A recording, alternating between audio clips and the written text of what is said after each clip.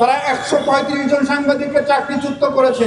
এটি কি খেলা নাকি? এটি মামার বাড়ির আবদার, যখন যা ইচ্ছা তাই করে দিলাম।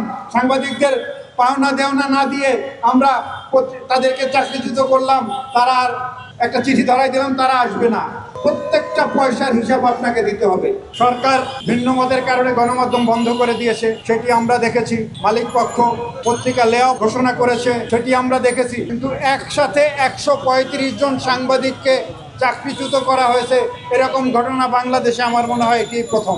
দৈনিক জনকণ্ঠ কর্তৃপক্ষকে বলতে চাই যে 24শে জুলাইয়ের গণ অভ্যুত্থানের পরে আমাদের সাংবাদিক ইউনিয়নের পক্ষ থেকে একটি প্রতিশ্রুতি ছিল যে আমরা কোনো গণমাধ্যম বন্ধ করতে চাই না। কিন্তু যেই গণমাধ্যমগুলো শেখ হাসিনাকে ফ্যাসিবাদের দানবে পরিণত করার জন্য, ভারতীয় আধিপত্যবাদ প্রতিষ্ঠার জন্য যে বয়ান তৈরি করবার কাজ করেছে বিগত 16-17 বছর, গণমাধ্যমগুলো সেভাবে আর চলতে আমরা দেব না। গণমাধ্যমগুলো এদেশের মানুষের জন্য, এদেশের মাটির জন্য, এদেশের স্বাধীনতার জন্য, এদেশের সার্বভৌমত্বের জন্য কাজ করবে। কোন গণমাধ্যম ফ্যাসিবাদের দোসর হিসাবে কাজ করতে পারবে না।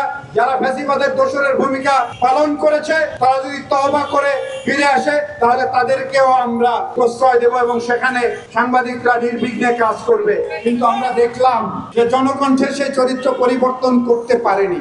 তারা দীর্ঘ 15 বছর বিগত ফ্যাসিবাদ, পালিয়ে যাওয়া ফ্যাসিবাদকে ফ্যাসিবাদের দানবে পরিণত করার জন্য হেন কাজ নাই যেটি তারা করেননি।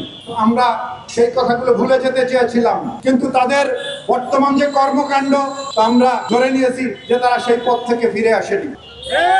সেই সাংবাদিকরা আপনারা এখানে 30 বছর, 35 বছর, 40 বছর, 20 বছর, 10 বছর, 5 বছর ধরে চাকরি করেছে, তাদের পাওনা পরিশোধ না করে, তাদের সমস্ত সার্ভিস বেনিফিট পরিশোধ না করে আপনি পত্রিকা বন্ধ করে দিয়ে পালিয়ে যাবেন, সেই সুযোগ নাই। প্রত্যেকটা অন্যায়ের অপকর্মের জবাব তাকে দিতে হবে এবং প্রত্যেকটা অন্যায়ের বিচার এদেশের মাটিতে হবে, তাদেরকে ধরে এনে বিচার করা হবে। সুতরাং আপনারা যদি মনে করেন যে পালিয়ে গিয়ে পার পাবেন, সুযোগ নাই তো।